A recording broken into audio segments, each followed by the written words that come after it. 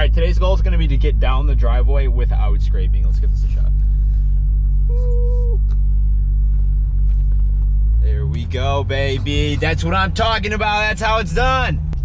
So one of the weird kind of things about this car is the gas gauge. There's a 0 and a 1. So GM, when they were making this, they were like, all right, let's put on the gas gauge. Full means you have 1 tank of gas. And then 0 means you have 0 tanks of gas. What's going on, everybody? Welcome back to the channel. My name is Caleb. I hope you are all having an amazing day today. It's, you know, it's calm, it's beautiful. We're having a great day. I get to drive this beautiful blue Corvette, and I hope you're all doing amazing. So I had this thought the other day. Obviously the new C8 Corvettes are finally getting delivered. People are owning them, people are having them, driving them. And I live in the Detroit area, very close to General Motors. So I've seen a lot of C8s around, like both manufacturer cars, if they're just testing them on the roads, and seeing them, you know, a lot of people here are big car enthusiasts, so they're getting them. The C8 is obviously a landmark Corvette. Corvette's been wanting to do the mid-engine for a long time, and I actually got the privilege to see one of the first, like, released to the public Corvettes, where this was a while ago, back in the summer. My father works for General Motors, and they had this sort of like really big summer car show back last year, and the crown jewel of that car show was the C8. This was the first time I got to see it in person, and actually this was my first video that got over 1,000 views, so that was really cool as well. But kind of circling back to my point here, the C8 is a, hold on, let me just shift with my left hand. The C8 is a landmark Corvette because of the mid-engine, because of, you know, it looks more like an exotic car because of the way that, you know, obviously if you move a ginormous portion of the car to the rear, it's going to change how it all works. But this is a landmark car, and it's a crazy car. It has crazy new numbers. So I wanted to see how that would kind of compare and stack up on paper against my Corvette. I'm pretty confident when I say this that the C6 Z06 was kind of a landmark Corvette of its time. Obviously, comparing the base C8 to the Z06 is a little bit different, but you know, you're not exactly comparing apples to apples, but I think that's okay. The Z06 was such a crazy car of its time, and this really gave exotic cars a run for their money. So I thought it would be cool to compare the two and see how they kind of stack up against each other. So if you've noticed, the C6 Z06 has kind of been gaining a lot of popularity within the last year or so, and a lot of that's been to the point where, so these obviously had the huge valve issues, which deterred a lot of people from buying it new. But now, because they've hit the used market and they've taken a pretty solid decrease in price, it's a very good value for what you're getting. It's, I would say, to my knowledge, like in my head right now, I can't think of a faster car stock for the price in the used car market. I think it's a great value. You know, you're giving Gallardos a pretty solid run for their money. You know, this thing runs door to door with a lot of cars that are 2, even 3 times its price. So that's why a lot of people are drawn to it, because of how big of a value this is. And even back in the day, like, you were the man if you owned one of these things. Like in 2006, if you were like, if you had one of these, this was incredible. It was a beautiful, fast car, and it kind of like, it was also a lot more popular than the ZR1, which was, yes, it was the king, but it was just so much more rare. There's like 5 or 6 Z06s that I personally see to every ZR1. Like, I rarely see ZR1s, and right now they're still kind of expensive on the market. So obviously the base model C8 is better than the C6 Z06 in a lot of ways, but taking a look at how they compare, you know, I just kind of wanted to go over a few things and inform you, also tell you my opinions on it. So obviously, you know, the biggest thing, engine's not in the front anymore, moved to the rear. Taking a look at the power numbers of that motor, this puts out 505 to the crank. The C8 puts out 495, so pretty similar numbers there, but the numbers differ a little bit when you talk about weight. Now, this car is notably a very good car on the track and taking corners, but when you move that engine into the back, it just allows for a lot better weight distribution. Like, there's only so much that suspension and an aluminum frame and everything can do for you when you have all this weight in the front. You know, moving that to the back is just an engineering masterpiece doing that. So the C8 already has such an advantage because of that. But Weight-wise, the C8 actually weighs in at about 3,600 pounds, whereas this is the lightest Corvette ever made. 500 pounds less, coming in at 3,100 pounds, which is very, very substantial. This is actually the lightest Corvette ever made. The C6 Z06 is the lightest Corvette ever made, and a lot of that has to attribute to the way that GM was sort of scrutinized for the interior and some of the luxurious aspects of the C6 Corvette. Now, adding in all that extra technology, all those comfort features and everything like that, that just ups the weight on the car. So that's why this is kind of in a sweet spot for weight. They have a lot of engineering marvels and masterpieces, but this was before they started putting in so many luxurious features into the interior and comfort things that just add more weight. That's why this is the lightest Corvette ever made. Despite still having equal horsepower and 500 pounds less on this C6, the C8 already has 0.5 to 6 seconds faster on the 0 to 60. The C6 weighs in at about 3.5 seconds on the 0 to 60 time, whereas the C8 base model, and keep in mind, this is the base model, this isn't even the crazy one. The base model comes in at 2.9 0 to 60, which is amazing. That's tremendously fast. Now, that fast 0 to 60 time is partially attributed to the transmission.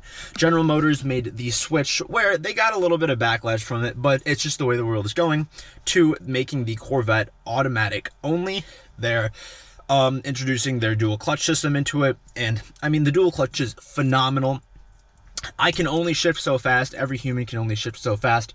So a lot of that change in speed is attributed to just being able to zip through those gears as fast as mechanically possible at this point. So although the C6 does have an amazing transmission, I love the Z06's transmission, but there's only so much you can do when you're manually shifting. Going over some of these styling aspects that are different, obviously the car is tremendously different, but a few key things that a lot of people brought up.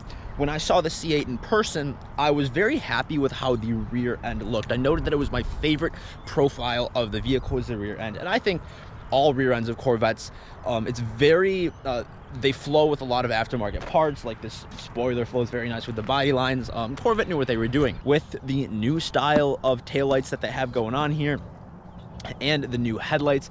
I think that the new style looks so much more aggressive and sporty to really keep up with the big leagues, which is what they're now in. One very cool factor about the C8 that I really wish I had on this Corvette is the fact that the C8 base model has Targa tops. A lot of Corvettes do have them, but the C6 Z06 unfortunately does not have any sort of Targa top, T-top, if you will.